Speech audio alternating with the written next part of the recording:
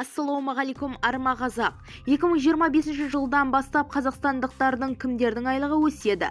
Осы сұрауға жауап іздеген болсаңыз, видеоролигімізді соңына дейін тамашалап бір ғана лайк демесін баса кетуді ұмытпаңыз. Ал онда біз бастадық.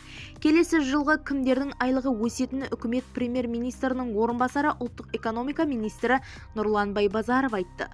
Ғылыми ұйымдар қызметкерлерінің лауазымдық жалақысы 18%-ға ұлғаяды. 2025 жылғы қаңтардан бастап тағы да 17%-ға өседі дейді Байбазаров.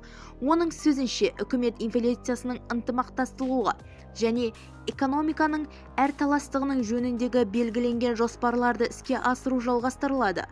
Мұнай, газ химиясы, машина жасау, металлургия және агроөнердің кешендері жоғары қайта бөлінуінің 17 ірі жобасы іске асырылатын болады.